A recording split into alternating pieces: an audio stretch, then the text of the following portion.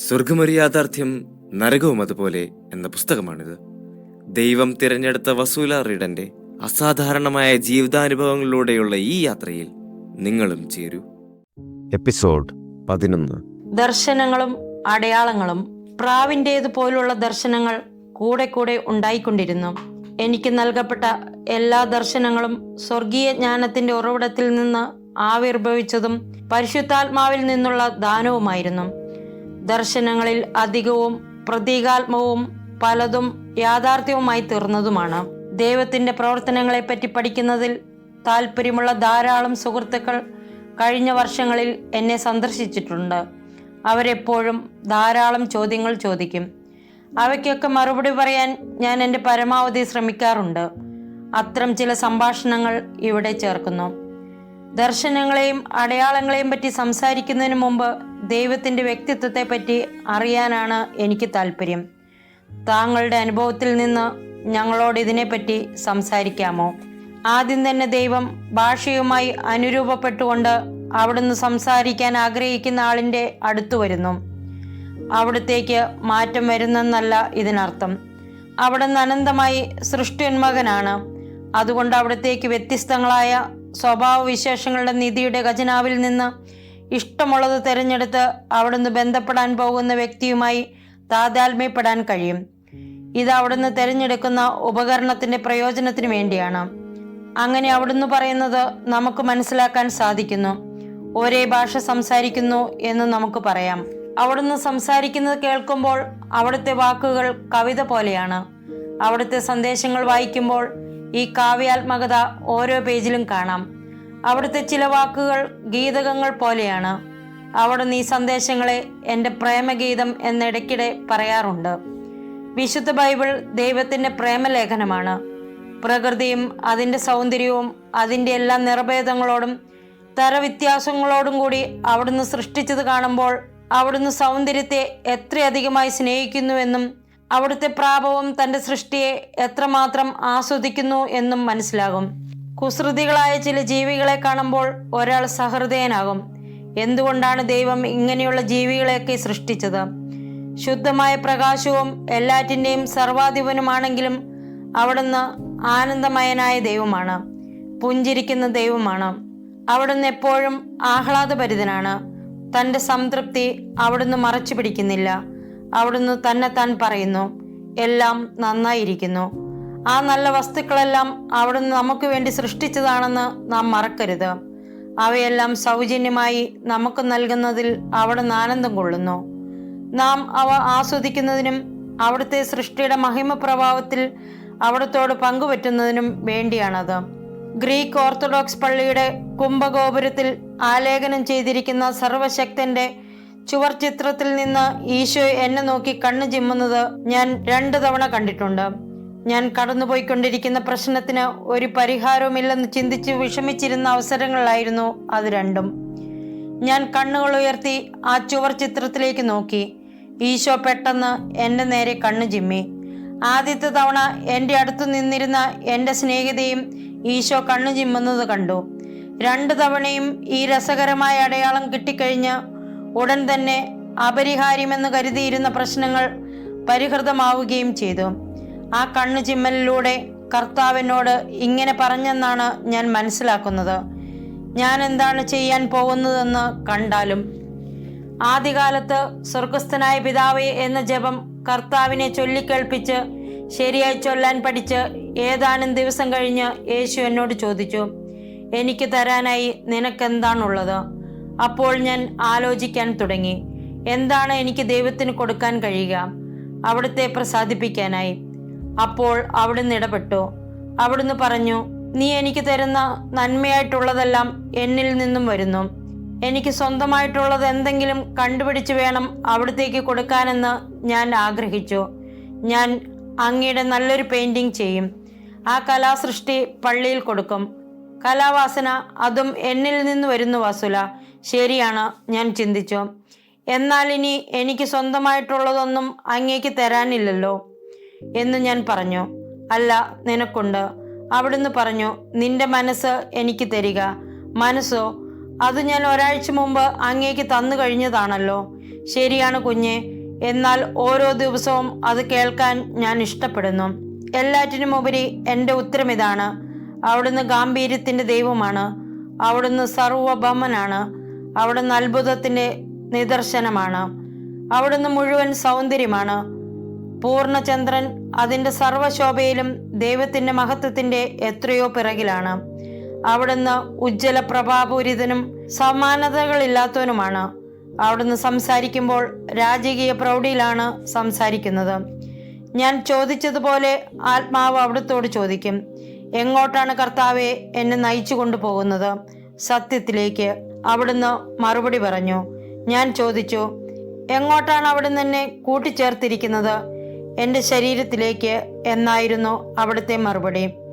അവിടുത്തെ ഭൗതിക ശരീരമായ സഭയുടെ ഉള്ളിലേക്ക് പ്രവേശിക്കാൻ അവിടുന്ന് എന്നെ ആനയിച്ചിരുന്നു. ഇനി ഏതെല്ലാം തരത്തിലുള്ള ദർശനങ്ങളാണ് നിനക്കുണ്ടായിട്ടുള്ളതെന്ന് പറയുക. വിവിധ തരത്തിലുള്ള അസംഖ്യം ദർശനങ്ങൾ എനിക്കുണ്ടായിട്ടുണ്ട്.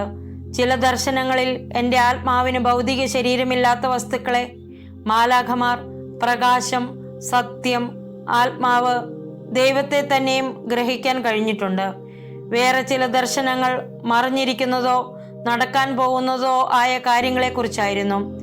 അവയിൽ ചിലത് ഇതിനോടകം തന്നെ സംഭവിച്ചു കഴിഞ്ഞിട്ടുണ്ട്. നമ്മെ താക്കീത് ചെയ്യുവാനായി അവിടുന്ന് പ്രവചനങ്ങൾ തന്നിട്ടുണ്ട്. എൻ്റെ ആത്മാവിൻ്റെ അവസ്ഥ എനിക്ക് മനസ്സിലാക്കി തരുവാനായി എൻ്റെ തന്നെ ആത്മാവിൻ്റെ ദർശനങ്ങൾ എനിക്ക് നൽകിയിട്ടുണ്ട്. സ്വർഗത്തിൻ്റെയും നരകത്തിൻ്റെയും ശുദ്ധീകരണ സ്ഥലത്തിൻ്റെയും ദർശനങ്ങൾ എനിക്ക് കാണിച്ചു തന്നിട്ടുണ്ട്. എൻ്റെ ബുദ്ധിയിൽ നൽകപ്പെടുന്ന ദർശനങ്ങൾ അല്ലെങ്കിൽ സ്വപ്നങ്ങൾ അവിചാരിതമായും സ്വാഭാവികമായും സംഭവിക്കുന്നതാണ്. ദൈവം ആഗ്രഹിക്കുന്നതനുസരിച്ച് ഞാൻ കാണണമെന്നും മനസ്സിലാക്കണമെന്നും കർത്താവ് ആഗ്രഹിക്കുന്ന കാര്യങ്ങൾ മാത്രമേ എൻ്റെ ആത്മാവിൻ്റെ നേത്രങ്ങൾ ഗ്രഹിക്കുകയുള്ളൂ. എനിക്ക് ഇന്ന് വരെ നൽകപ്പെട്ടിട്ടുള്ളതിൽ ഏറ്റവും ഗംഭീരമായ ദർശനം പിതാവായ ദൈവത്തിൻ്റെ ദർശനമായിരുന്നു. പിതാവായ ദൈവം അവിടുന്ന് ആയിരിക്കുന്നത് പോലെ അവിടുത്തെ കാണാൻ എന്നെ അനുവദിച്ചു. അവിടുത്തെ മഹിമപ്രതാപത്തെ വിവരിക്കുവാൻ ഞാൻ അശക്തിയാണ്. വളരെ പേർ ദൈവത്തെ കാണാൻ ആഗ്രഹിക്കുന്നുണ്ട്. എന്നാൽ തിരുവചനം പറയുന്നു, ദൈവത്തെ കണ്ടാൽ നാം മരിക്കുമെന്ന്. എന്നാൽ ഇത് വെറുമൊരു ദർശനമാണ്.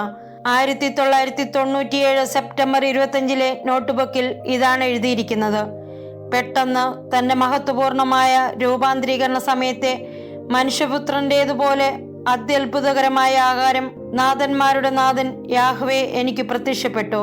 തൻ്റെ സർവമഹിമ പ്രതാപത്താലും അലങ്കൃതനായി. അവിടുത്തെ സ്വർഗീയ വിഭൂഷകൾ ശ്രേഷ്ഠരത്നാലങ്കൃതമെന്ന പോലെ മിന്നി പ്രകാശിച്ചുകൊണ്ടിരുന്നു. അനുപമ സൗന്ദര്യത്തിന്റെയും കൃപയുടേതുമായ വശ്യമായ ഈ ദർശനത്തിലേക്ക് അന്താളിപ്പോടും നിഗൂഢമായും ഞാൻ തുറച്ചു നോക്കിക്കൊണ്ടിരുന്നു. അപ്പോൾ യാഹ്വേ ഏറ്റവും ലളിതമായി മേഘങ്ങൾക്ക് പിന്നിൽ നിന്ന് വളരെ ഹൃദ്യമായ ചലനശോഭയോടെ പ്രത്യക്ഷപ്പെട്ടു. എൻ്റെ ഹൃദയം വിടരുന്നത് എനിക്ക് മനസ്സിലായി. അലങ്കാര മണ്ഡപത്തിൽ നിന്നിറങ്ങി വരുന്ന മണവാളിനെ പോലെയായിരുന്നു അവിടുന്ന്. അവിടുത്തെ സാന്നിധ്യത്തിൽ നിന്ന് പ്രസരിച്ചുകൊണ്ടിരുന്ന ശോഭയെ വർണ്ണിക്കാൻ ഞാൻ ഒരുമ്പെട്ടാൽ എൻ്റെ ജീവിതകാലം മുഴുവൻ പരിശ്രമിച്ചാലും എനിക്കത് സാധിക്കുകയില്ല. അവിടുത്തെ സാന്നിധ്യത്തിൽ നിന്ന് ഒരേ സമയം സ്നേഹവും മാധുര്യവും ആർദ്രതയും പ്രസരിച്ചുകൊണ്ടിരുന്നു. അവിടുത്തെ മനോഹരമായ ശിരസ് അല്പം വലത്തോട്ട് ചെരിഞ്ഞിരുന്നു, തിരുഹൃദയ രൂപങ്ങളിൽ കാണുന്നത് പോലെ. ഈ മൂടുപടത്തിന്റെ പിന്നിൽ നിന്നൊളിഞ്ഞു നോക്കുമ്പോൾ പോലും എൻ്റെ ദൈവമേ, അവിടുന്ന് എത്രയോ സുന്ദരനാണ്. അങ്ങയുടെ അളകാവലി കറുത്ത ജലപ്രവാഹം പോലെ അവിടുത്തെ തോളിൽ പതിക്കുന്നു. അവിടുത്തെ മനോഹരമായ മുഖം, വെളുത്ത ദന്തനിര, എല്ലാ നയനങ്ങൾക്കെത്രയോ വശ്യമോഹനം. ഞാൻ ഓർക്കാതെ വിളിച്ചു പറഞ്ഞു. സ്വർഗത്തിൽ സദാസമയവും നഗ്നനേത്രങ്ങൾ കൊണ്ട് അങ്ങേ കണ്ട് ആനന്ദിക്കുക എത്രയോ ആനന്ദദായകമായിരിക്കും. എവിടെ, എങ്ങനെയാണ് അവിടുത്തെ കൃപയും സൗന്ദര്യവും വർണ്ണിക്കാൻ ഞാൻ വാക്കുകൾ കണ്ടെത്തുക? വാക്കുകൾക്ക് കഴിവില്ല കർത്താവേ. പ്രത്യേകിച്ചും അവിടുന്ന് ആ മേഘങ്ങളുടെ പിറകിൽ നിന്നു കടന്നു വന്ന നേരിയ ചലനത്തിന്റെ സൗകുമാര്യം വർണ്ണിക്കാൻ. വേറൊരവസരത്തിൽ ഞാൻ ക്രിസ്തുവിൽ നിന്ന് സന്ദേശങ്ങൾ സ്വീകരിച്ചു കൊണ്ടിരുന്നപ്പോൾ അവിചാരിതമായി പരിശുദ്ധ ത്രിത്വത്തിന്റെ ദർശനം എനിക്ക് നൽകപ്പെട്ടു. ഈശോയെ നോക്കിക്കൊണ്ടിരിക്കുമ്പോൾ പ്രത്യേകമായ രണ്ടാളുകൾ കൂടി ഈശോയിൽ നിന്നും ഒരേ സമയം പുറത്തു വരുന്നത് ഞാൻ കണ്ടു. ഒരാൾ ഇടതുവശത്തു നിന്നും മറ്റൊരാൾ വലതുവശത്തു നിന്നും. ഞാൻ പരിശുദ്ധ ത്രിത്വത്തെയാണ് നോക്കിക്കൊണ്ടിരിക്കുന്നതെന്ന് എനിക്ക് മനസ്സിലായി. അവർക്ക് 3 പേർക്കും ഒരു മനസ്സും ഒരു ശക്തിയും ഒരു അധികാരവുമാണ് ഉള്ളതെന്ന് പെട്ടെന്ന് ഞാൻ ഗ്രഹിച്ചു. അവർ പ്രത്യക്ഷപ്പെട്ടതുപോലെ തന്നെ ഈശോയിലേക്ക് പ്രവേശിച്ചുകൊണ്ട് പെട്ടെന്ന് അപ്രത്യക്ഷരായി. ചുരുക്കത്തിൽ 3 പേരാണെങ്കിലും നമുക്കൊറ്റ സൃഷ്ടാവാണുള്ളത്. 1-ൽ 3-ഉം 3-ൽ 1-ഉം. സ്വർഗത്തിൻ്റെയോ ശുദ്ധീകരണ സ്ഥലത്തിൻ്റെയോ ദർശനമുണ്ടായിട്ടുണ്ടോ? 1987 മാർച്ച് 26 ദൈവം എന്നെ വിളിച്ചു. ഓരോ നീളവും വീതിയും ഉയരവുമെല്ലാം കൃത്യമായി അളന്നാണ് സ്വർഗം സൃഷ്ടിക്കുന്നതെന്നും ആ അളവുകളെല്ലാം പൂർണ്ണതയിലാണെന്നും ചുരുങ്ങിയ വാക്കുകളിൽ അവിടുന്ന് പറഞ്ഞു തന്നു.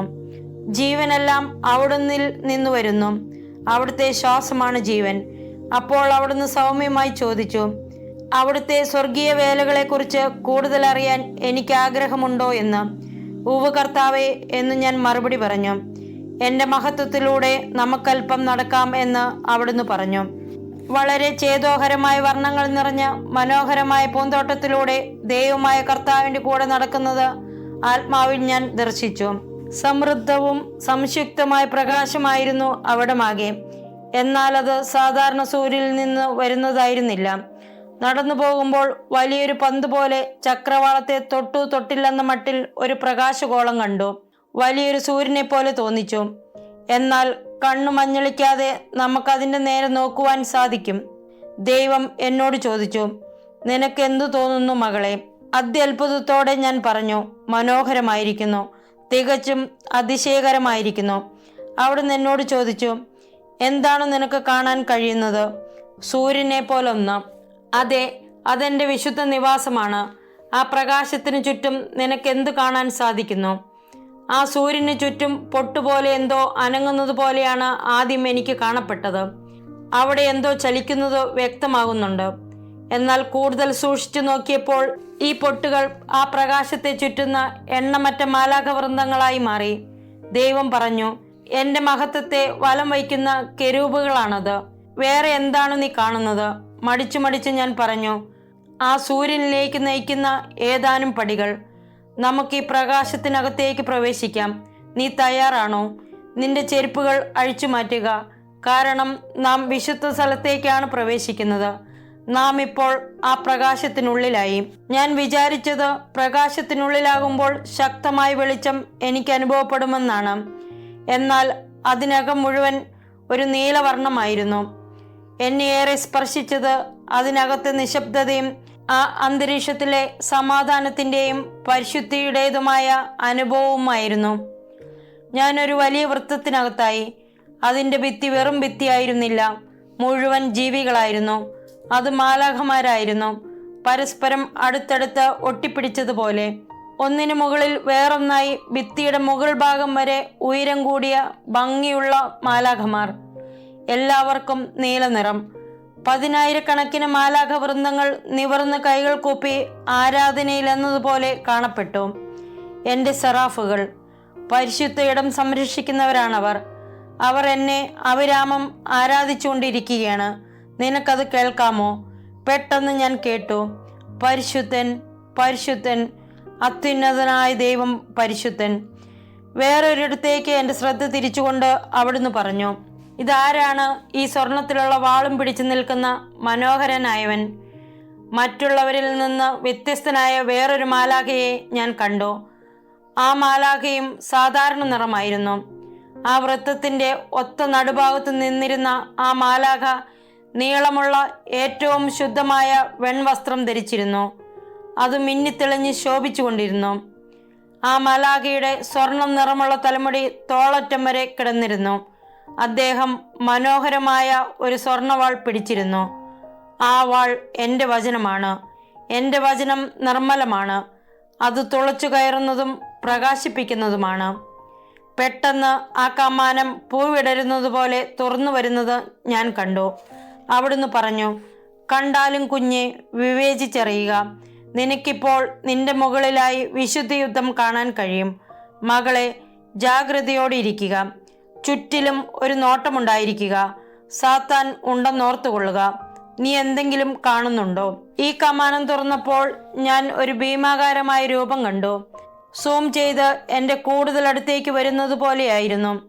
കറുത്തു പേടിപ്പിക്കുന്ന വെൽവെറ്റ് കണ്ണുകളോടുകൂടിയ കുതിരകൾ മുകളിലുണ്ടായിരുന്നു. അവയുടെ കണ്ണുകളും മുഖത്തിൻ്റെ ഏതാനും ഭാഗവും മാത്രമേ ഞാൻ കാണുകയുണ്ടായുള്ളൂ.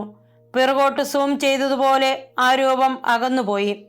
നല്ല മാലാഖമാരും ചീത്ത മാലാഖമാരും തമ്മിലുള്ള യുദ്ധം ഞാൻ കാണുകയാണ്.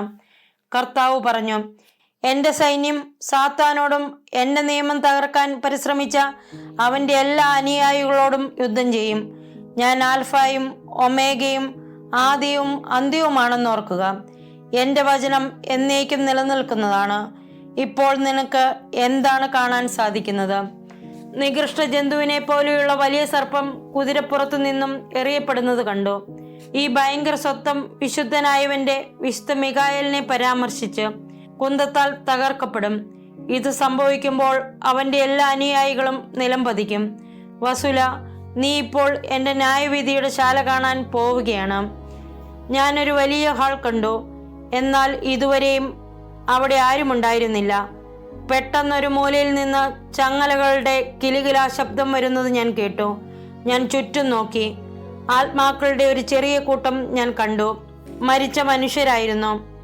വിവരിക്കാനാവാത്തവണ്ണം മെലിഞ്ഞു കോലം കെട്ട രൂപമായിരുന്നു അവരുടേത്. കരിക്കെട്ടയുടെ മേൽ ഉരുളുകയായിരുന്നോ എന്ന് തോന്നത്തക്ക വിധം ദേഹം മുഴുവൻ കറുത്തിരുന്നു.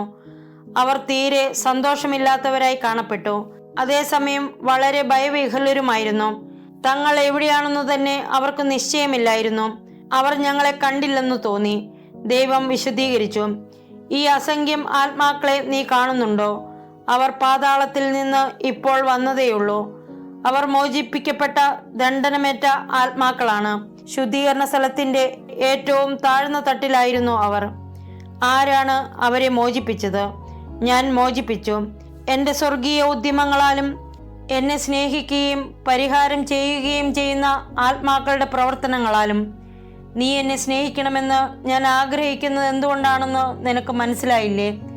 നിങ്ങൾ എന്നെ എത്ര അഗാധമായി സ്നേഹിക്കുന്നുവോ അത്രയധികമാണ് അവർക്ക് അവിടെ നിന്ന് രക്ഷപ്പെട്ട് എൻ്റെ അടുക്കിലേക്ക് വരുവാനുള്ള സാധ്യതയും. നീ ഇപ്പോൾ കണ്ടത് അവരുടെ ഒരു നിഴൽ മാത്രമാണ്. അവർ യഥാർത്ഥത്തിൽ എൻ്റെ ഹാളിൽ, അന്ത്യവിധിയുടേതായ ഈ ഹാളിൽ ഇല്ല. അവസാനം മാത്രമേ ആത്മാക്കൾ വിധിക്കപ്പെടുകയുള്ളൂ. ഈ സന്ദേശത്തിന്റെ വിശദീകരണം 2 വിധിയുണ്ടെന്നാണ്. ഇതിൽ ആദ്യത്തേത് അഥവാ തനതു വിധി, ഓരോ വ്യക്തിയും തന്റെ മരണസമയത്ത് തന്നെ അഭിമുഖീകരിക്കുന്ന വിധികൾ. ആത്മാവ് സ്വർഗത്തിലാണോ നരകത്തിലാണോ ശുദ്ധീകരണ സ്ഥലത്താണോ പോകേണ്ടതെന്ന് ആ വിധിയിലാണ് ദൈവം വിധിക്കുക. അവസാന വിധി യേശുക്രിസ്തുവിന്റെ 2ാം വരവിന് ശേഷമാണ് ഉണ്ടാവുക. അപ്പോൾ മരിച്ചവരെല്ലാം ഉയർത്തെഴുന്നേൽക്കുകയും ഓരോ ആത്മാവും അതതിൻ്റെ ഭൗതിക ശരീരവുമായി കൂടിച്ചേരുകയും ചെയ്യും. ദൈവം തുടർന്നു, അവിടുന്ന് പറഞ്ഞത് ഇങ്ങനെയാണ്, നമ്മുടെ പ്രാർത്ഥനകളും നന്മ പ്രവൃത്തികളും ഇല്ലെങ്കിൽ ഈ ആത്മാക്കൾ ശുദ്ധീകരണ സ്ഥലത്ത് നിസ്സഹായരാണ്. കാരണം ശുദ്ധീകരണ സ്ഥലത്തു നിന്നും അവരെ മോചിപ്പിച്ച് സ്വർഗത്തിലെത്തിക്കാൻ നന്മയായിട്ടുള്ളതെല്ലാം ദൈവം ഉപയോഗപ്പെടുത്തുന്നു. ആ മാലാഖയുടെ കയ്യിലുള്ള വാൾ ദൈവവചനത്തെയാണ് സൂചിപ്പിക്കുന്നത്. അവിടുത്തെ വചനം എന്നേക്കും ശാശ്വതമാണ്. അത് പരിശുദ്ധവുമാണ്, മുറിപ്പെടുത്തുന്നതും തുളച്ചു കയറുന്നതുമാണ്. സ്വർഗമെന്നത് ഒരു യാഥാർത്ഥ്യമാണെന്ന് ഞാൻ മനസ്സിലാക്കി. മാലാഖമാരും പിശാചുക്കളും ഉണ്ടെന്നും ഭാവിയിൽ അരൂപയിൽ ഒരു യുദ്ധം നടക്കുമെന്നും ഞാൻ ഗ്രഹിച്ചു. ആ യുദ്ധം ഇപ്പോൾ തന്നെ നടക്കുന്നുണ്ട്. എന്നാൽ അവസാനം ചെകുത്താനും അവന്റെ ശിങ്കിടികളും യുദ്ധത്തിൽ തറപറ്റും. ദൈവം നിങ്ങൾക്ക് വെളിപ്പെടുത്തിയ രഹസ്യങ്ങളുടെ ഒരു ഉദാഹരണം പറയാമോ? ഒരിക്കൽ ധ്യാനത്തിലായിരുന്നപ്പോൾ സാവധാനം ശക്തമായൊരു ദർശനം എനിക്കുണ്ടായി. ഒരിക്കലല്ല, പലവട്ടം അതുണ്ടായി. ഈ മുഴുവൻ പ്രപഞ്ചവും ദൈവത്തിന്റെ ഉള്ളിലിരിക്കുന്നതായി ഞാൻ കണ്ടു. സർവ്വതും അവിടുന്ന് ഉള്ളിൽ വഹിക്കുന്നതായി. സർവ്വതും അവനിൽ, ഒന്നും അവനിൽ നിന്നും പുറത്തേക്ക് വിട്ടുപോരാതെ. എനിക്കുണ്ടാകുന്ന ഏതെങ്കിലും ദർശനം മറ്റുള്ളവരുമായി പങ്കുവെക്കാത്തപ്പോഴൊക്കെ ഞാൻ അത് എഴുതി വയ്ക്കുകയും മറ്റുള്ളവരോട് പറയുകയും ചെയ്യുന്നതുവരെ ആ ദർശനം വീണ്ടും വീണ്ടും എനിക്ക് ലഭിച്ചുകൊണ്ടിരിക്കും. ദൈവം എല്ലാം ഉൾക്കൊള്ളുന്ന ഈ ദർശനവും അതുപോലെയായിരുന്നു. റോസാപ്പൂവിൻ്റെയോ കുന്തിരിക്കത്തിൻ്റെയോ ഒക്കെ പരിമളത്തിൻ്റെ അത്ഭുതകരമായ അനുഭവം നിങ്ങൾക്കുണ്ടായിട്ടുണ്ടോ? ഉണ്ട്. ഈ അടയാളം എനിക്കും എൻ്റെ അടുത്ത് നിൽക്കുന്നവർക്കും പലപ്പോഴും ഉണ്ടായിട്ടുണ്ട്. അതുപോലെ സന്ദേശങ്ങളെപ്പറ്റി സംസാരിക്കുന്ന സ്ഥലങ്ങളിലും ഉണ്ടാകാറുണ്ട്. ആ പ്രദേശത്തെങ്ങും ഒരു റോസാപ്പൂവോ കുന്തിരിക്കുമോ ഒന്നുമില്ലെങ്കിലും അവയുടെ പരിമളം നമുക്ക് കിട്ടുന്നു. ഇത് ദൈവത്തിൽ നിന്നുള്ള ഒരടയാളമാണ്. ഒരിക്കൽ റോഡിലൂടെ ഏതാനും സ്നേഹിതരോടൊപ്പം വണ്ടി ഓടിച്ചു പോകുമ്പോൾ ഞാൻ പിതാവായ ദൈവത്തെപ്പറ്റി പറഞ്ഞുകൊണ്ടിരുന്നപ്പോൾ പെട്ടെന്ന് ഞങ്ങൾക്കെല്ലാവർക്കും സുഗന്ധാഭിഷേകമുണ്ടായി. ഈ രീതിയിൽ പലപ്പോഴും ഉണ്ടാകാറുണ്ട്.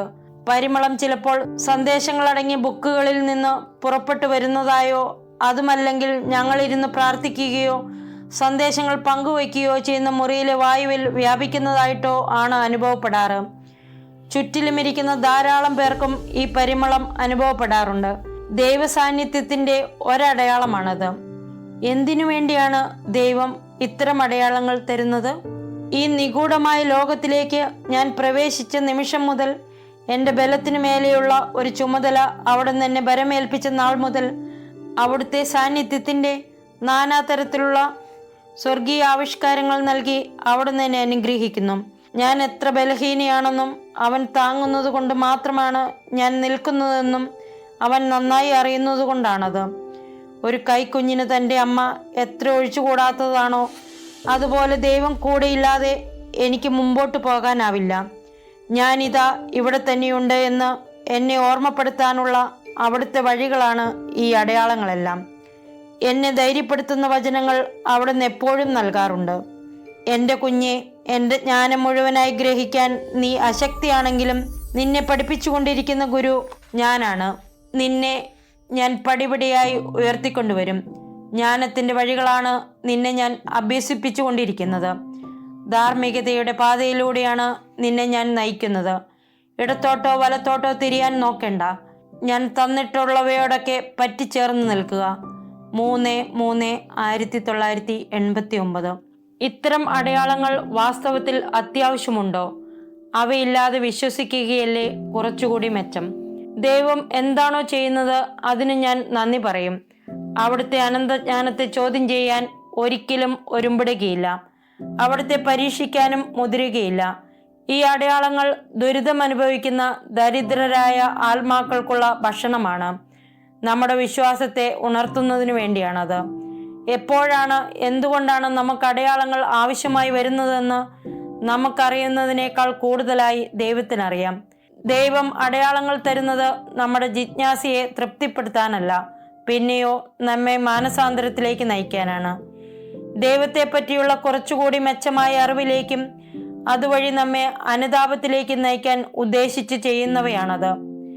നമ്മുടെ ചാബല്യവും ദുഷ്ടതയും പാപവും കണക്കിലെടുക്കാതെ ദൈവം വലിയ ക്ഷമയോടും ആർദ്രതയോടും കൂടിയാണ് നമ്മോട് പെരുമാറുന്നതെന്നാണ് എൻ്റെ അനുഭവം എന്നെ പഠിപ്പിച്ചിട്ടുള്ളത്. ഞാൻ ആളുകളോട് ചോദിക്കാറുണ്ട്, നിങ്ങൾ സിമിത്തേരി കണ്ടിട്ടില്ലേ? അവിടെ മണ്ണിനിടയിൽ കിടക്കുന്നവരും ഒരു കാലത്ത് തങ്ങളെ കൂടാതെ ഇവിടെ ഒന്നും നടക്കുകയില്ലെന്ന് വിശ്വസിച്ചവരാണ്. ഏറ്റവും രസകരമായ കാര്യം, നമ്മുടെ അഹന്തയിലും അതിമോഹത്തിലും തനിക്കെല്ലാം അറിയാമെന്ന് ഭാവിച്ചുകൊണ്ട് തനിക്ക് തുല്യനായി തന്നോടെതിരിടാൻ ആരുണ്ടെന്ന ഭാവത്തിലാണ് നമ്മുടെ നടപ്പ് എന്നതാണ്. ഏതു ചോദ്യത്തിനും നമുക്ക് ഉത്തരവുമുണ്ട്. എന്നാൽ നമുക്ക് വളരെ അല്പം മാത്രമേ അറിയൂ, അഥവാ ഒന്നും തന്നെ അറിയില്ല എന്നതാണ് സത്യം. നാം ചെയ്യുന്നതും പറയുന്നതുമെല്ലാം ഒരു നാട്യമല്ലാതെ ഒന്നുമല്ല.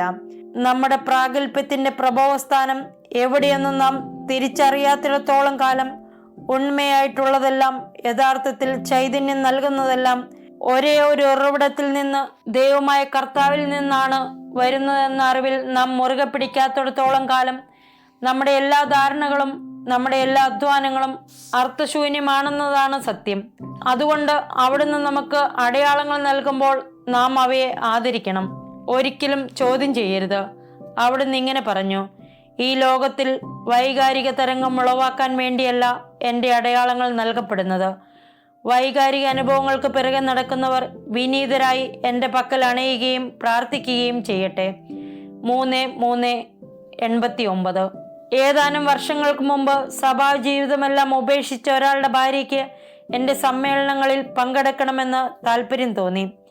എന്നാൽ അയാൾക്കിതിൽ വിശ്വാസമില്ലാതിരുന്നതുകൊണ്ട് ഭാര്യയെ കാറിൽ എത്തിക്കാൻ താല്പര്യമില്ലായിരുന്നു. അവസാനം അയാൾ അവരെ കൊണ്ടുവന്നു. എന്നാൽ അയാൾ വണ്ടിയിൽ നിന്ന് ഇറങ്ങിയതേയില്ല. അയാൾ കാറിലിരുന്ന് ചില്ലിനിടയിലൂടെ എന്നെ കണ്ടു. അയാൾ വാസ്തവത്തിൽ എന്നെ കണ്ടില്ല. എൻ്റെ മുഖത്തിന്മേൽ പതിഞ്ഞുകൊണ്ട് ഈശോയുടെ മുഖമാണ് അയാൾ കണ്ടത്. ഇത് അയാളെ ശരിക്കും അത്ഭുതപ്പെടുത്തി. അയാളെ വിശ്വാസത്തിൽ പുനർജീവിപ്പിക്കത്തക്ക വിധം ഈ സംഭവം അയാളെ ശക്തമായി സ്വാധീനിച്ചു. ഈ അതിസ്വാഭാവിക അടയാളം പലർക്കും കാണാൻ കഴിഞ്ഞിട്ടുണ്ട്. ഇങ്ങനെ സംഭവിക്കുമ്പോൾ എനിക്ക് പ്രത്യേകമായി ഒന്നും അനുഭവപ്പെടുകയില്ല.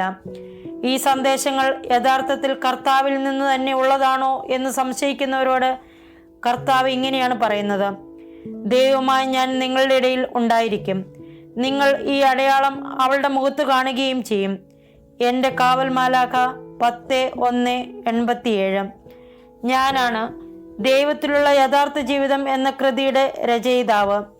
നിങ്ങളുടെ ഇടയിൽ പ്രത്യക്ഷനായിക്കൊണ്ട് ഞാനത് തെളിയിക്കും. നിങ്ങൾക്കും മറ്റുള്ളവർക്കുമുള്ള എൻ്റെ പിതാവിൻ്റെ സമ്മാനമാണത്. 20-10-1994. ദൈവം നിങ്ങളെ ഈ രീതിയിൽ ഉപയോഗിക്കുന്നത് വിചിത്രമാണെന്ന് നിങ്ങൾക്ക് തോന്നുന്നുണ്ടോ? ഞാനൊരു കൊടും പാപിയായിരുന്നുവെന്ന് എനിക്ക് നല്ല ബോധ്യമുണ്ട്.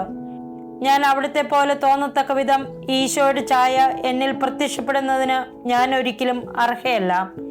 അങ്ങനെയാണെങ്കിലും പരമവുമായ സത്യവും സാങ്കോപാംഗം പരിശുദ്ധിയുമായ നമ്മുടെ കർത്താവ് അവിടുന്നാണ് ഈ സന്ദേശങ്ങളുടെ കർത്താവ് എന്ന് തെളിയിക്കാൻ വേണ്ടി മാത്രമല്ല ഇങ്ങനെ ചെയ്യുന്നത്. പിന്നെയോ അവിടുന്ന് ഇങ്ങനെ പ്രത്യക്ഷനാകുമ്പോൾ അവിടുത്തേക്ക് നമ്മോടുള്ള സ്നേഹത്തിന്റെ ആധിക്യമാണ് വെളിപ്പെടുന്നത്.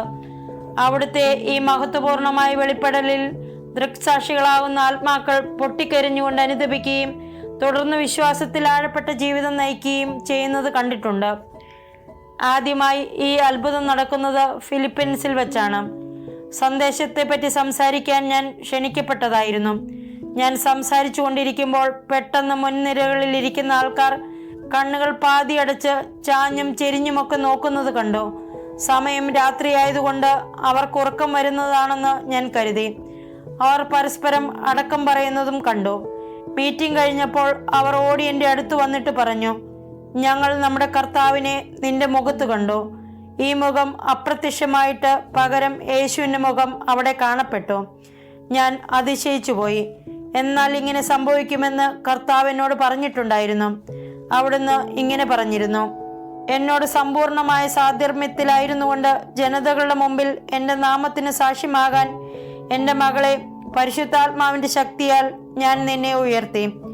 നിന്റെ കഴിവിൻ്റെ പരമാവധിയിൽ നിന്നെ തന്നെ അവർക്ക് നൽകിക്കൊണ്ട് നീ എനിക്ക് സാക്ഷ്യമാവുന്നു. നിന്റെ ആത്മാർത്ഥത എന്നെ പ്രസാദിപ്പിക്കുന്നു. അതുകൊണ്ടാണ് നിന്നിൽ എൻ്റെ പദ്ധതികൾ കെട്ടിപ്പടുക്കുന്നത് ഞാൻ തുടർന്നുകൊണ്ടിരിക്കുന്നത്. അത് പൂർത്തിയാകുന്നതുവരെ ഞാനത് തുടരും. മുമ്പൊരിക്കലും പറയപ്പെട്ടിട്ടില്ലാത്ത പുതിയ കാര്യങ്ങൾ പാവപ്പെട്ട ആത്മാക്കൾ ശ്രവിക്കും. എൻ്റെ തിരുമുഖം നിന്റെ മേൽ അവർ കാണുകയും ചെയ്യും. എന്നെ ഒരിക്കലും അറിഞ്ഞിട്ടില്ലാത്തവർ എന്നെ സമീപിക്കും. നേത്രങ്ങൾ മറയ്ക്കപ്പെട്ടിരുന്നവരും എൻ്റെ സർവ്വമഹത്വവും ദർശിക്കും. ഇക്കാലത്ത് എല്ലായിടത്തും വീശിക്കൊണ്ടിരിക്കുന്ന എൻ്റെ പരിശുദ്ധാത്മാവിനാൽ സ്പർശിക്കപ്പെടുന്ന ഏതൊരു വ്യക്തിയും എൻ്റെ രാജ്യത്തിന് അവകാശിയാകും. എൻ്റെ പിതാവ് മാലാഖ വൃന്ദങ്ങളുടെ അകമ്പടിയോടെ അവരെ സ്വർഗരാജ്യത്തിലേക്ക് സ്വാഗതം ചെയ്യും. ഞാൻ നിന്നെ അനുഗ്രഹിക്കുന്നു. IC 27-12-1994. IC എന്നത് ഐക്കണിലും മറ്റും കാണുന്ന ചുരുക്കെഴുത്താണ്. ഗ്രീക്കിൽ യേശു ക്രിസ്തു എന്നാണ് അതിൻ്റെ അർത്ഥം. ലോകത്തിൻ്റെ പല ഭാഗങ്ങളിലായി എല്ലാ തരത്തിലുമുള്ള ആളുകൾക്ക് വളരെയധികം തവണ ഇങ്ങനെ കർത്താവിൻ്റെ മുഖം എൻ്റെ മുഖത്തെ മറച്ച് പ്രത്യക്ഷമാവുന്നത് കാണാൻ സാധിച്ചിട്ടുണ്ട്. ഇവരിൽ പലരും ഇങ്ങനെയൊരു പ്രതിഭാസത്തെപ്പറ്റി കേട്ടിട്ട് പോലും ഉണ്ടാവില്ല. ചില അവസരങ്ങളിൽ കർത്താവ് മുഴുവനായിട്ടും പ്രത്യക്ഷനാകാറുണ്ട്. ഈ പ്രതിഭാസം നഗ്നനേത്രങ്ങൾക്ക് ഗോചരമാവുന്നത് കൂടാതെ പല അവസരങ്ങളിലും വീഡിയോയിലും ദൃശ്യമാവാറുണ്ട്. കർത്താവ് പ്രത്യക്ഷപ്പെട്ട എന്നെ വീക്ഷിച്ചുകൊണ്ടിരിക്കുന്നവർക്ക് അവർക്ക് മാത്രം എൻ്റെ സ്ഥാനത്ത് അവിടുന്ന് കാണപ്പെടുകയാണ്. ഒരാൾ പാപം ചെയ്ത് കർത്താവിനെ വേദനിപ്പിക്കുന്ന വ്യക്തിയാണെങ്കിൽ അയാൾക്ക് അവിടുന്ന് ദൃശ്യനാവുക മുൾക്കിരീടമണിഞ്ഞ് ചോരയൊലിക്കുന്ന നെറ്റിയുമായിട്ടായിരിക്കും. ഒരിക്കൽ ന്യൂയോർക്കിലെ ഒരു ബാസ്കറ്റ്ബോൾ സ്റ്റേഡിയത്തിൽ സംസാരിക്കാൻ ഞാൻ ക്ഷണിക്കപ്പെട്ടു. സ്റ്റേഡിയത്തിൽ പല സ്ഥലത്തായി വീഡിയോ സ്ക്രീൻ ക്രമീകരിച്ചിരുന്നു. എൻ്റെ വരദാനങ്ങളുടെ കാര്യത്തിൽ ഒട്ടും വിശ്വാസമില്ലായിരുന്ന 4 സ്ത്രീകൾ അവിടെ വന്നിട്ടുണ്ടായിരുന്നു. മനുഷ്യരെ പറ്റിക്കാൻ ഇറങ്ങിത്തിരിച്ചിരിക്കുന്ന ഒരു തട്ടിപ്പുകാരിയാണ് ഞാനെന്ന് ഉറപ്പിച്ച് അവർ ഒന്നിച്ച് എൻ്റെ മീറ്റിങ്ങിൽ നിന്ന് ഇറങ്ങിപ്പോകാൻ നിശ്ചയിച്ചിരിക്കുകയായിരുന്നു. എന്നാൽ ഞാൻ സംസാരിക്കാൻ ആരംഭിച്ചു കഴിഞ്ഞപ്പോൾ പെട്ടെന്നൊരു സ്ക്രീനിൽ അവർ കർത്താവിൻ്റെ മുഖം കണ്ടു. മറ്റേ സ്ക്രീനിൽ എൻ്റെ മുഖം തന്നെയായിരുന്നു. ഞാൻ സംസാരിച്ചു കൊണ്ടിരുന്നതിനാൽ എൻ്റെ ചുണ്ടുകൾ അനങ്ങുന്നുണ്ടായിരുന്നു. കർത്താവിൻ്റെ അധരങ്ങളും അങ്ങനെ തന്നെ ചലിക്കുന്നുണ്ടായിരുന്നു. തുടർന്ന് പെട്ടെന്ന് 2 സ്ക്രീനിലും ഈശോയുടെ തിരുമുഖം തന്നെ കാണാറായി. എന്നാൽ അതിൽ ഓരോന്നിലും പകുതി ഈശോയുടെ തിരുമുഖവും പകുതി എൻ്റെ മുഖവുമായിരുന്നു. ഇത് കണ്ടതിനു ശേഷം അവർക്കുണ്ടായ വ്യത്യാസം ഊഹിക്കുകയേ വേണ്ടൂ. അവർ സീറ്റിൽ ഒട്ടിപ്പിടിച്ചതുപോലെ ഇരുന്ന് തീരുന്നതുവരെ പങ്കെടുത്തു. എന്നെ പീഡിപ്പിച്ചതിലുള്ള ദുഃഖത്തോടെ അവർ എൻ്റെ അടുത്ത് വന്നു. അവരുടെ കഥയെല്ലാം പറയുകയും എന്നോട് മാപ്പ് ചോദിക്കുകയും ചെയ്തു. ഞാൻ ചിരിച്ചു, ദൈവത്തെ മഹത്വപ്പെടുത്തുകയും ചെയ്തു. ഒരിക്കൽ ഒരു സ്ത്രീ ടിവിയുടെ റിമോട്ട് ഉപയോഗിച്ച് ചാനലുകൾ മാറ്റിക്കൊണ്ടിരിക്കുമ്പോൾ ഞാൻ സംസാരിക്കുന്നത് കാണാനിടയായി. അവരത് കാണുകയായിരുന്നു. പെട്ടെന്ന് ഈ അത്ഭുതം അവർക്ക് ദൃശ്യമായി. അവർ എൻ്റെ ഒരു സ്നേഹിതയുടെ അടുക്കൽ ഓടിച്ചെന്ന് താൻ കണ്ട കാര്യം വിവരിച്ചിട്ട് പറഞ്ഞു, അവർ ഒരു പക്ഷേ സത്യമായിരിക്കുമോ പറയുന്നത്? എനിക്ക് ആ സ്ത്രീയെ കണ്ടുപിടിക്കണം. ആ സ്ത്രീയും അവളുടെ സ്നേഹിതയും കൂടി എന്നെ കണ്ടുപിടിക്കുക തന്നെ ചെയ്തു. എന്നെ കണ്ടതോടുകൂടി അവർ ഈ സന്ദേശങ്ങളും കണ്ടെത്തി. ഈ സന്ദേശങ്ങൾ വായിച്ച് സമഗ്ര ജീവിത നവീകരണം സാധിച്ച അനേകരിൽ ഇന്ന് ഇവരും ഉൾപ്പെടുന്നു. അവർ യഥാർത്ഥ നിധി കണ്ടെത്തി. അത് ദൈവം തന്നെയാണ്. ഈ അടയാളം കാണുന്ന ഏതൊരുവനിലും ദൈവത്തിന് വേണ്ടിയുള്ള ദാഹം മുമ്പെങ്കും ഉണ്ടായിട്ടില്ലാത്ത വിധം വർദ്ധമാനമാകും. അവരുടെ ഹൃദയങ്ങളെ കീഴ്പ്പെടുത്തിക്കൊണ്ട് അവരിൽ ദിവ്യസ്നേഹം ജ്വലിക്കാൻ തുടങ്ങുന്ന നിമിഷം മുതൽ ദൈവം തന്റെ സത്തയിൽ അവരെയും ഭാഗഭാക്കാക്കും. അവർക്ക് അവിടുന്ന് കാഴ്ച തിരിച്ചു നൽകും. ശിഷ്ടകാലം മുഴുവൻ അവർ അവിടുത്തെ മഹത്വപ്പെടുത്തും. അവിടുന്ന് അവിടുത്തെ അനന്തകാരുണ്യത്തിൽ അവരോട് ദയ കാണിക്കും. ഒരു സന്ദേശത്തിൽ അവിടുന്ന് നൽകുന്ന വാഗ്ദാനം ഇതാ: കർത്താവായ ഞാൻ പറയുന്നു, എന്നെ മഹത്വപ്പെടുത്തുന്ന ഒരുവൻ പോലും നിരാശനാക്കപ്പെടുകയില്ല. വരണ്ട നിലത്ത് ഒരിറ്റ് വെള്ളമൊഴിക്കുന്ന ഒരുവനെ പോലും ഞാൻ മറന്നു കളയുകയില്ല. വളരെ പെട്ടെന്ന് അലിയുന്ന വിധം ആർദ്രവും ശുദ്ധവുമാണ് എൻ്റെ തിരുഹൃദയം. എൻ്റെ ദൈവിക കാരുണ്യം ഒരമ്മയെ പോലെയും ഒരപ്പനെ പോലെയും നിങ്ങൾ ഓരോരുത്തരെയും സദാ കാത്തുകൊണ്ടിരിക്കുന്നു. നിങ്ങളുടെ ഓരോ പെരുമാറ്റവും ഞാൻ നിരീക്ഷിച്ചു കൊണ്ടാണ് ഇരിക്കുന്നത്. ഞാൻ നിങ്ങളെ സ്നേഹിക്കുന്നു. എൻ്റെ സ്നേഹത്തെപ്പറ്റി ഒരിക്കലും സംശയമരുത്. 16/12/1994. നിങ്ങളുടെ ഈ ദൗത്യത്തിനിടയ്ക്ക് വേറെ എന്തെല്ലാം അടയാളങ്ങളാണ് ഉണ്ടായിട്ടുള്ളത്? ധാരാളമുണ്ട്. ബ്രസീലിൽ ഒരിക്കലുണ്ടായ സംഭവം ഞാൻ ഓർക്കുകയാണ്. ഏതാണ്ട് 6000-ഓളം ആളുകൾ ഉണ്ടായിരുന്നു. പരിശുദ്ധാത്മാവ് വർഷിക്കപ്പെടുന്നതിനെ പറ്റി ഒരു സന്ദേശം ഞാൻ അവരെ വായിച്ചു കേൾപ്പിക്കുകയായിരുന്നു. എൻ്റെ വശത്തിൽ നിന്നുള്ള സൗഖ്യവാഹിനിയായ തിരുജലം, എൻ്റെ തിരുനിവാസത്തിൽ നിന്നും പുറപ്പെടുന്ന ഈ ജലധാര നിങ്ങളിൽ വന്ന് നിറയുകയും നിങ്ങളെ സൗഖ്യമാക്കുകയും ചെയ്യും. ഈ ചിറ്റാറിനെ തടഞ്ഞു നിർത്താൻ ഒരു മനുഷ്യനും കഴിയുകയില്ല. വഴിഞ്ഞൊഴുകിക്കൊണ്ടിരിക്കും. പലയിടത്തായി വേർപിരിഞ്ഞു പല അരുവികളായി എല്ലാ ദിശകളിലും ഒഴുകി അതെല്ലാ ഭാഗത്തും ഒഴുകിയെത്തും. സൗഖ്യദായിനിയായ ഈ തീർത്ഥം എവിടെയെല്ലാം ഒഴുകുന്നുവോ അവിടെയെല്ലാം ചെകിടരും മുടന്തരും രോഗികളുമായ എല്ലാവരും സുഖമാക്കപ്പെടും.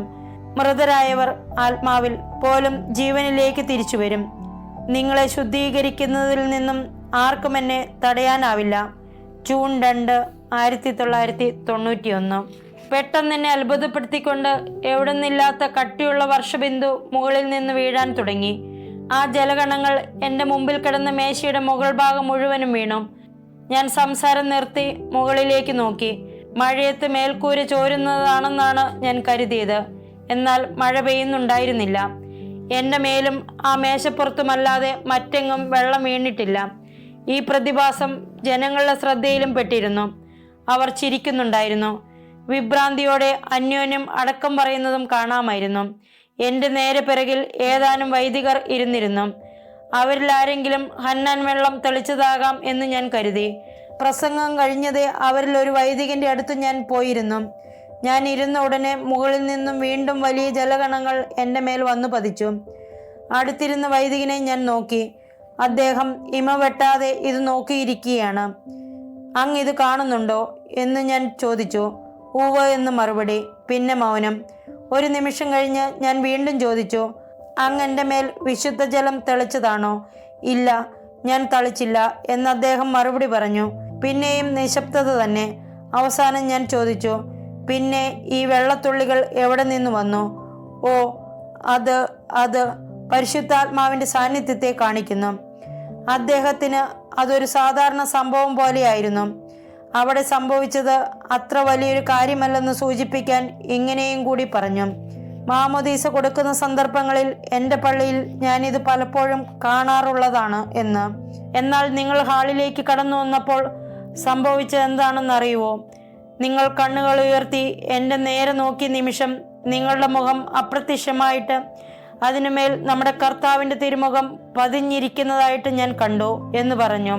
വേറെ ഒരു അവസരത്തിൽ അയർലൻഡിൽ ഡൂബ്ലിൻ സന്ദർശിക്കുന്ന അവസരത്തിൽ ചെറിയൊരു ഗ്രൂപ്പിനൊപ്പം ഞാൻ മിനി ബസ്സിൽ ഓരോ സ്ഥലങ്ങളിലേക്കും യാത്ര ചെയ്യുകയായിരുന്നു. ഞാൻ ചെവിയിൽ ഹെഡ്സെറ്റ് പിടിപ്പിച്ച് സംഗീതം ശ്രവിച്ചുകൊണ്ടിരുന്നു. വേറൊന്നിലും ശ്രദ്ധ കൊടുക്കാതെ നേരെ നോക്കിയിരിക്കുകയായിരുന്നു ഞാൻ. എൻ്റെ തൊട്ടടുത്തിരുന്ന സ്നേഹിത യേശു പ്രാർത്ഥന, കർത്താവായ യേശുവെ, ജീവിക്കുന്ന ദൈവത്തിൻ്റെ പുത്ര, പാപിയായി എന്നിൽ കനിയണമേ ചൊല്ലിക്കൊണ്ടിരുന്നു. കർത്താവായ യേശുവെ എന്ന് അവൾ വിളിച്ചുടനെ ഞാൻ തന്നെ എന്ന് ഞാൻ പറയുന്നത് അവൾ കേട്ടു. വളരെ വ്യക്തമായി ഉച്ചരിക്കപ്പെട്ട ആ വാക്കുകളുടെ രാജപ്രൗഢിയിൽ അതിശയിച്ചു പോയ അവൾ വിചാരിച്ചു, ഇവൾക്ക് ശരിക്കു കർത്താവിനെ അനുകരിക്കാൻ പറ്റുന്നുണ്ടല്ലോ എന്ന്. പിന്നീട് ഞാൻ ഹെഡ്സെറ്റ് മാറ്റിക്കഴിഞ്ഞപ്പോൾ അവൾ പറഞ്ഞു, ഹോ, ഗംഭീരമായിരുന്നു.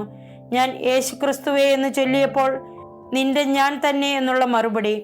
ഒന്നും മനസ്സിലാകാതെ ഞാൻ പറഞ്ഞു, ഞാൻ അങ്ങനെ പറഞ്ഞിട്ടില്ലല്ലോ, ഞാൻ എന്തിന് അങ്ങനെ പറയണം? എന്നാൽ കുലീനമായ ആ ശബ്ദം എൻ്റെ അധരങ്ങളിൽ നിന്നാണ് പുറപ്പെട്ടു വന്നതെന്ന് അവൾ ശഠിച്ചു. അവസാനം ഞാനല്ല, നമ്മുടെ കർത്താവാണ് അവിടെ സംസാരിച്ചതെന്ന് ഞങ്ങൾ രണ്ടാളും മനസ്സിലാക്കി. നമ്മുടെ കർത്താവ് യേശു പ്രാർത്ഥനയ്ക്ക് എങ്ങനെയാണ് മറുപടി തരുന്നതെന്ന് അവിടുത്തെ അനന്തകാരുണ്യത്തിൽ നമുക്ക് വെളിപ്പെടുത്തി തരികയായിരുന്നു. തന്നെയുമല്ല, കർത്താവ് തൻ്റെ പ്രാർത്ഥനകൾ കേൾക്കുന്നുണ്ടോ എന്ന് തലേദിവസം എൻ്റെ സ്നേഹിത സംശയിക്കുകയും ചെയ്തിരുന്നു.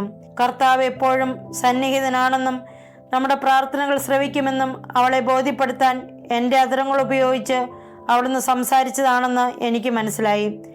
അവിടുത്തെ തിരുനാമം നാം ഒരിക്കലും അലക്ഷ്യമായി ഉപയോഗിക്കരുതെന്ന് നമ്മെ ഓർമ്മപ്പെടുത്താൻ വേണ്ടി കൂടിയാണ് അവിടുന്ന് ഇപ്പോൾ സംസാരിച്ചത്. ഒരിക്കൽ സ്കോട്ട്ലൻഡിലേക്കുള്ള യാത്രാമധ്യേ എൻ്റെ സുഹൃത്തായ കരോൾ എന്നെ ഒരു ബെനഡിക്റ്റിൻ സന്യാസിക്ക് പരിചയപ്പെടുത്തി. അടുത്ത നാളിൽ റോമിൽ ഒരു കർദിനാളിനോട് ക്രിസ്തീയ സഭകൾ ഒന്നിക്കുന്നതിനെ കുറിച്ചുള്ള ഈശോയുടെ അഭിലാഷത്തെപ്പറ്റി പങ്കുവച്ചതിനെ കുറിച്ച് ഞാൻ സംസാരിച്ചു. ഞാൻ പറഞ്ഞു, നാം പരസ്പരം വിട്ടുവീഴ്ചകൾ ചെയ്യണമെന്നും സഭ ഒന്നാകണമെന്നതുമാണ് ഈശോയുടെ ലക്ഷ്യം. യഥാർത്ഥ ഐക്യമെന്നാൽ എല്ലാ ക്രിസ്തീയ വിഭാഗങ്ങളിൽ നിന്നുള്ള വൈദികരും ഒരു ബലിപീഠത്തിന് ചുറ്റും കൂടി ഒന്നിച്ച് വിശുദ്ധ കുർബാന അർപ്പിക്കലാണ്. ആ സന്യാസി വളരെ നിശിതമായി പ്രതികരിച്ചിട്ട് അതൊരിക്കലും ശരിയാകില്ലെന്ന് പറഞ്ഞു. പിന്നീടുണ്ടായത് കരോൾ പറഞ്ഞത് ഇങ്ങനെയാണ്, എൻ്റെ മുഖഭാവം മാറി. അത് വളരെ ഗൗരവരൂപമായി. ഞാൻ ജഡതയിൽ വട്ടം തിരിഞ്ഞിട്ട് ഒട്ടൊരു വികൃതമായ നില കൈക്കൊണ്ടു. കാരണം എൻ്റെ ചലനങ്ങൾ എൻ്റെ നിയന്ത്രണത്തിലല്ലായിരുന്നു, വളരെ വേഗത്തിലുമായിരുന്നു. എൻ്റെ ചൂണ്ടുവിരൽ അദ്ദേഹത്തിന് നേരെ മൂക്കിൽ തൊട്ടെന്ന മട്ടിൽ ചൂണ്ടിപ്പിടിച്ചുകൊണ്ട് അധികാരത്തോടെ, എന്നിൽ നിന്നല്ലാത്ത അധികാരത്തോടെ ഞാൻ പറഞ്ഞു, ഇതാണ് മനുഷ്യർ ചിന്തിക്കുന്ന രീതി, ദൈവം ചിന്തിക്കുന്ന രീതി ഇതല്ല. കരോൾ എന്നെ നന്നായിട്ട് അറിയുന്ന ആളാണ്. അദ്ദേഹമാകെ അതിശയിച്ചു പോയി. അതുപോലെ ആ സന്യാസിയും അന്താളിച്ചു പോയി. എൻ്റെ ശരീര ചലനത്തിലും ഭാവത്തിലും ഞാൻ പോലും അത്ഭുതപ്പെട്ടു പോയി. ഈ വാക്കുകൾ എൻ്റെ ഉള്ളിൽ നിന്ന് വന്നതല്ലെന്ന് എനിക്കറിയാമായിരുന്നു. ആ സന്യാസിക്കും ഹൃദയത്തിൻ്റെ ഉള്ളിൽ അങ്ങനെ ഒരു ബോധ്യം കിട്ടി. ഇത്ര അധികാരത്തോടും ഇത്ര ശക്തിയോടും കൂടി ഉച്ചരിക്കപ്പെട്ട വാക്കുകൾ ഒരിക്കലും എന്നിൽ നിന്നല്ല, പ്രത്യുത സർവശക്തനായ ദൈവത്തിൽ നിന്ന് പുറപ്പെട്ടു വന്നതാണെന്ന് അദ്ദേഹം അറിഞ്ഞു. യഥാർത്ഥത്തിൽ ഈ വാക്കുകൾ ആ സന്യാസിയുടെ യാഥാസ്ഥിതിക നിലപാടുകൾക്ക് നേരെയുള്ള വെല്ലുവിളിയാണെന്നിരിക്കലും അദ്ദേഹം അത് ഇഷ്ടപ്പെട്ടു. കാരണം അത് ഈശോയിൽ നിന്നാണെന്ന് അദ്ദേഹം മനസ്സിലാക്കി. ദൈവം സംസാരിച്ച് ഈ അനുഭവത്തിൻ്റെ ഓർമ്മ പുതുക്കാൻ വേണ്ടി ആ വാക്കുകൾ ആവർത്തിക്കാൻ കരോളിനോട് ആ സന്യാസി ദിവസങ്ങളോളം ആവശ്യപ്പെടുമായിരുന്നു. സ്കോട്ട്ലൻഡിലേക്കുള്ള ആ യാത്രയിൽ എഡിൻബർഗിൽ എനിക്ക് കർത്താവിൻ്റെ സന്ദേശങ്ങൾ പങ്കുവയ്ക്കേണ്ടതുണ്ടായിരുന്നു. വളരെയേറെ പ്രതിബന്ധങ്ങൾ ഉണ്ടായിരുന്നെങ്കിലും ഒരു വിധത്തിൽ അവിടുത്തെ പരിപാടി നടത്താൻ സാധിച്ചു. ഹാളിലുള്ള ഭൂരിഭാഗം ആൾക്കാരും റോമൻ കത്തോലിക്കരായിരുന്നു. കുറച്ച് പ്രൊട്ടസ്റ്റന്റുകാരും ഉണ്ടായിരുന്നു. അവർ സ്റ്റേജിൽ നിന്നും അകലെയിരുന്നു.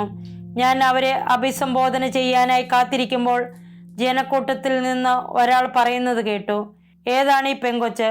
എന്തുകൊണ്ടാണ് വസുല വന്ന് സംസാരിക്കാത്തത്? ചുറ്റുമിരുന്ന ജനം പറഞ്ഞു, ഇത് വസൂല തന്നെയാണ്. അയാൾ അതിശയിച്ചു പോയി. കാരണം എൻ്റെ ആകാരം പെട്ടെന്ന് വളരെ ചെറുപ്പമായി കാണപ്പെട്ടതുകൊണ്ട്.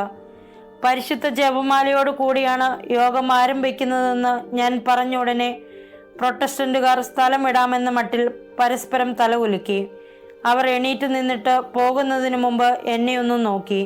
പക്ഷേ ആ നിമിഷം അവർ ഷോക്കടിച്ചതുപോലെയായി. കാരണം ഞാൻ നിന്നിടത്ത് അവർ കണ്ടത് എന്നെയല്ല, കർത്താവായ യേശു അവിടെ നിൽക്കുന്നതാണ് അവർ കണ്ടത്. അവർ കണ്ണു തിരുമ്മി തുറിച്ചു നോക്കി സ്തംഭിച്ച് അവിടെ തന്നെ ഇരുന്നു. അവർ അവിടെ ഇരുന്ന് ജപമാല ചൊല്ലാൻ പഠിക്കണമെന്നും കർത്താവിന് പറയാനുള്ളത് ശ്രദ്ധിക്കണമെന്നും അവിടുന്ന് ആഗ്രഹിക്കുന്നുവെന്ന് അവർക്ക് മനസ്സിലായി. കർത്താവിൻ്റെ വചനം മാത്രമല്ല, പരിശുദ്ധ അമ്മയെയും ഞാൻ സംവഹിക്കുന്നുണ്ടെന്നും അമ്മയുടെ ഈ പ്രാർത്ഥന ആദരിക്കപ്പെടേണ്ടതാണെന്നും അവർ ഗ്രഹിച്ചു. 1990 USA-യിൽ എൻ്റെ സാക്ഷ്യം പങ്കുവയ്ക്കാൻ ഒരു കന്യാസ്ത്രീ എന്നെ അവിടേക്ക് ക്ഷണിച്ചു. ആ സമ്മേളനം സംഘടിപ്പിക്കാൻ അവർക്ക് വളരെയേറെ ബന്ധപ്പെടേണ്ടി വന്നു. വൈദികനായ സ്വന്തം സഹോദരനിൽ നിന്ന് തന്നെ അവർക്ക് എതിർപ്പുകളും പ്രതിബന്ധങ്ങളും നേരിടേണ്ടി വന്നു. എങ്കിലും അവർ പരിശ്രമം ഉപേക്ഷിച്ചില്ല. കാരണം കർത്താവിൻ്റെ സന്ദേശങ്ങളുടെ ആധികാരികതയെപ്പറ്റി അവർക്ക് അത്ര വിശ്വാസമുണ്ടായിരുന്നു. ഏതായാലും ഞാൻ അവിടെ എത്തുമ്പോൾ അവർ ക്ഷീണിതയും വിഷണ്ണയുമായി കാണപ്പെട്ടു. അവർ എന്നെ സ്വാഗതം ചെയ്തു. കോൺവെന്റിൽ എനിക്ക് ഒരുക്കിയിരിക്കുന്ന മുറിയിലേക്ക് പോകാനായി ദ്രുതഗതിയിൽ എൻ്റെ ലഗേജുകൾ പെറുക്കിയെടുത്തു. ലഗേജുകളെല്ലാം എടുത്തു വെച്ചിട്ട് അവർ എന്നെ തിരിഞ്ഞു നോക്കി. എന്നാൽ കണ്ടത് എന്നെയല്ല, കർത്താവ് തന്നെ അവിടെ നിൽക്കുന്നതാണ് കണ്ടത്, അവരുടെ തൊട്ടു മുമ്പിൽ.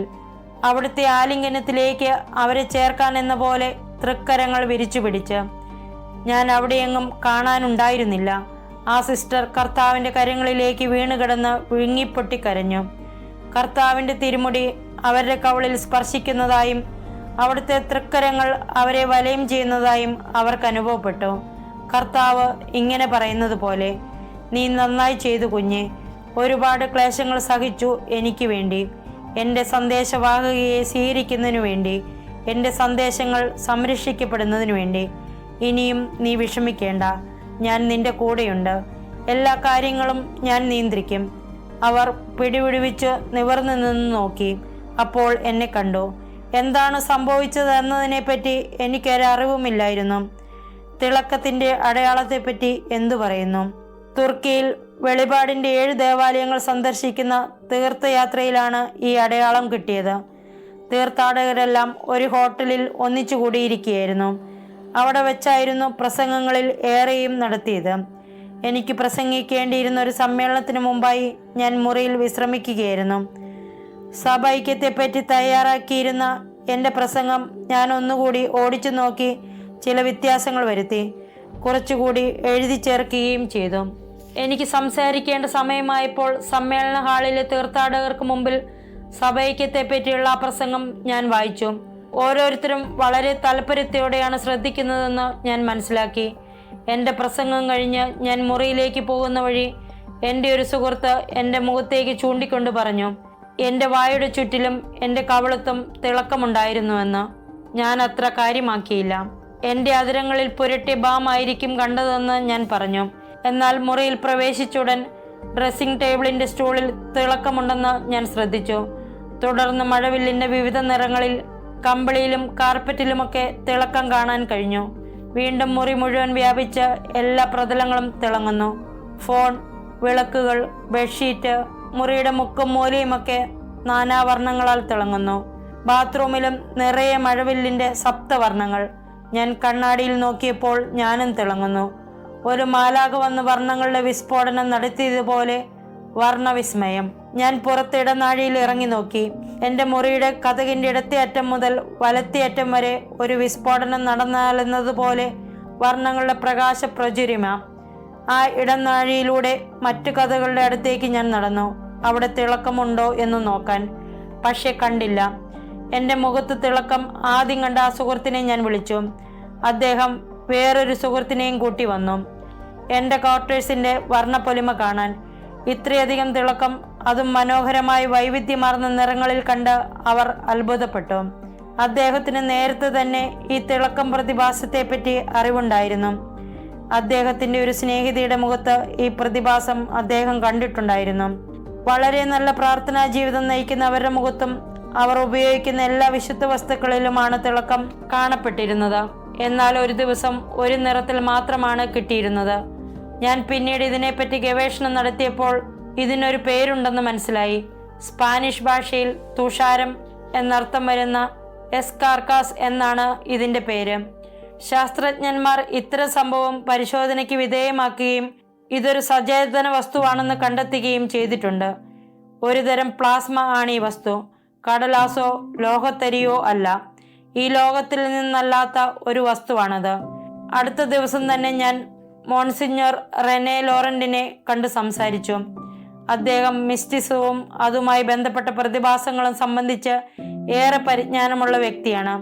അദ്ദേഹം പറഞ്ഞത് ഇങ്ങനെയാണ്: ഇത് ദൈവത്തിൽ നിന്ന് നിങ്ങൾക്കുള്ള അടയാളമാണ്. നിങ്ങൾ മൂലം ദൈവം മഹത്വപ്പെട്ടിരിക്കുന്നതായി അവിടുന്ന് കാണുകയും ദൈവം നിങ്ങളുടെ കൂടെയുണ്ടെന്ന് നിങ്ങളോട് പറയാൻ അവിടുന്ന് ആഗ്രഹിക്കുകയും ചെയ്യുന്നു. അദ്ദേഹത്തിൻ്റെ വാക്കുകൾ വലിയ ആശ്വാസത്തോടെയാണ് ഞാൻ കേട്ടത്. കാരണം എൻ്റെ പ്രസംഗത്തെപ്പറ്റി എനിക്കത്ര ഉറപ്പില്ലായിരുന്നു. എന്നാൽ ആ അടയാളം സ്ഥിരീകരിക്കുന്നതായിരുന്നു സഭൈക്യത്തെ പറ്റിയുള്ള എൻ്റെ പ്രസംഗം. യഥാർത്ഥത്തിൽ കർത്താവ് ആഗ്രഹിച്ചത് തന്നെയായിരുന്നു എന്നും അതുമൂലം അവിടുന്ന് മഹത്വപ്പെട്ടുവെന്നും അവിടുന്ന് സ്ഥിരീകരിച്ചു. ആ പ്രസംഗത്തിൽ വരുത്തിയ വ്യത്യാസങ്ങൾ ഞാനല്ല, പരിശുദ്ധാത്മാവ് തന്നെയാണ് വരുത്തിയതെന്ന് ഈ അടയാളത്തിലൂടെ അവിടുന്ന് എന്നോട് പറഞ്ഞു. ഇത്തരം അവസരങ്ങളിൽ ഫോട്ടോ എടുക്കാൻ നാം ഒരിക്കലും ഓർക്കാറില്ല. ഏതായാലും ആ തിളക്കത്തിന് 2 പേർ സാക്ഷികളുണ്ട്. ഷെക്കീന അടയാളത്തെപ്പറ്റി എന്തു പറയുന്നു? ദൈവമഹത്വത്തിൻ്റെ സാന്നിധ്യം തെളിയിക്കുന്ന മറ്റൊരു പ്രതിഭാസമാണിത്. ഇത് സാധാരണ ഫോട്ടോഗ്രാഫിയിലാണ് കാണപ്പെടുന്നത്. വിശുദ്ധ സ്ഥലങ്ങളിലും വിശുദ്ധരായ വസ്തുക്കളിലും അതുപോലെ ക്രൂശിത രൂപം, വലിയ മെഡലുകൾ തുടങ്ങിയ മതപരമായ വസ്തുക്കളിലും ഇത് കാണപ്പെടാറുണ്ട്. കർത്താവിൻ്റെ നാമത്തിൽ ആളുകൾ ഒന്നിച്ചു കൂടുന്ന സമ്മേളന സ്ഥലങ്ങളിലും ഈ പ്രതിഭാസം പ്രത്യക്ഷപ്പെടാറുണ്ട്. മേഘം പോലെ തോന്നുന്ന ഒരുതരം വെളുത്ത മൂടൽമഞ്ഞാണിത്. നമുക്കിതിന് ദീപസ്തംഭമെന്നോ അഗ്നിസ്തംഭമെന്നോ വിളിക്കാം. രാത്രി അഗ്നിസ്തംഭവും പകൽ മേഘസ്തംഭവും ഇസ്രായേൽക്കാരെ മരുഭൂമിയിലൂടെ വഴി നയിച്ചുവെന്ന് പറയുന്നിടത്ത് ഇത് പരാമർശിക്കപ്പെടുന്നുണ്ട്. ഇന്നത്തെ സമൂഹത്തിൽ ഭൂരിഭാഗം ജനങ്ങളും കരുതുന്നത് നാം ഈ ഭൗതിക ലോകത്തിനുള്ളവരാണെന്നാണ്. ഏറിയാൽ 90 വയസ്സ് വരെ എത്തുന്ന ഈ ചുരുങ്ങിയ കാലഘട്ടമാണ് നമ്മുടെ ജീവിതകാലമെന്ന് അവർ കരുതുന്നു. ഇതൊരു ചതിയാണ്. നാം ശരീരം മാത്രമല്ല, ആത്മാവും അരൂപിയുമാണ്. മഹിമപ്രതാപത്തിനു വേണ്ടി വിവക്ഷിക്കപ്പെട്ടിട്ടുള്ളവരാണ്. അരൂപിയുടെ ലോകത്തിൽ, അതായത് സ്വർഗത്തിൽ, നിത്യകാലവും ജീവിക്കാനുള്ളവരാണ്. ക്ഷയിച്ചു പോകുന്ന ഈ ഭൗതിക ലോകത്തിനുമപ്പുറം ഉന്നതവും ഉത്കൃഷ്ടവും തേജോമയവുമായ ഒരു ലോകത്തിനു വേണ്ടി സൃഷ്ടിക്കപ്പെട്ടവരാണ് നാം. എൻ്റെ മാലാഖ ഒരിക്കൽ എന്നോട് പറഞ്ഞു, നാം ജീവിക്കുന്നിടത്ത് ഒന്നും നിലനിൽക്കുന്നില്ല, എന്നാൽ അവൻ ജീവിക്കുന്നിടത്ത് എല്ലാം നിത്യവും നിലനിൽക്കുന്നു എന്ന്. അവൻ ഒന്നുകൂടി പറഞ്ഞു, നാം ജീവിതം അവസാനിച്ചു എന്ന് പറയുമ്പോൾ യഥാർത്ഥത്തിൽ നിത്യതയിൽ ജീവിതം ആരംഭിക്കുകയാണെന്ന്. അതുകൊണ്ട് നാം വെറും ഒരു ഭൗതിക വസ്തുവോ ഈ ഭൗതിക ലോകത്ത് വന്നുപെട്ട യാദൃശ്ചികതയോ അല്ല. ഈ അടയാളങ്ങളെല്ലാം നൽകപ്പെടുന്നതിന് ഒറ്റയൊരു ലക്ഷ്യമേ ഉള്ളൂ: നമ്മുടെ കർത്താവിനെ അനുഗമിക്കുക. ജീവിതം ഒരു നിരന്തര പ്രാർത്ഥനയാക്കി മാറ്റുക. ഈ ഭൂതലത്തെ അതിൻ്റെ പാപാവസ്ഥയിൽ നിന്ന് രൂപാന്തരപ്പെടുത്തിയെടുത്ത് ആനന്ദത്തിൻ്റെ പരദേശിയാക്കി അതിനെ മഹിമയിലേക്ക് നയിക്കാൻ നാം ഓരോരുത്തരും വിളിക്കപ്പെട്ടവരാണ്. ഒരാൾക്ക് പോലും ഒഴികഴിവില്ല. നമുക്ക് നമ്മുടെ ഭൂതകാലത്തെ വർണ്ണവിസ്മയം കൊണ്ടും തുഷാരം കൊണ്ടും നിറയ്ക്കാം. നമുക്ക് മിന്നിപ്രകാശിക്കുന്ന യേശുക്രിസ്തുവിൻ്റെ രൂപം സ്വീകരിക്കുകയും നാം ആകുന്ന പ്രകാശം അവിടുത്തെ ദിവ്യപ്രകാശത്തിൽ ആമഗ്നമാക്കുകയും അലിഞ്ഞില്ലാതാകുകയും ചെയ്യാം. അങ്ങനെ ഈ സായങ്കാലം കഴിഞ്ഞു. കൂടുതൽ കിട്ടാനുള്ള ദാഹത്തോടെ ചോദ്യങ്ങൾ ചോദിച്ചവരും സന്ദേശങ്ങൾ കേട്ടവരും വീണ്ടുമെന്ന് അവരുടെ വീട്ടിൽ സമ്മേളിക്കാനാവുമോ എന്ന് ആരാഞ്ഞു. നിങ്ങൾ കേട്ടത് സ്വർഗം ഒരു യാഥാർത്ഥ്യം, നരകവും അതുപോലെ. അടുത്ത എപ്പിസോഡിൽ വീണ്ടും കണ്ടുമുട്ടാം. നന്ദി. ദൈവം നമ്മെ അനുഗ്രഹിക്കട്ടെ.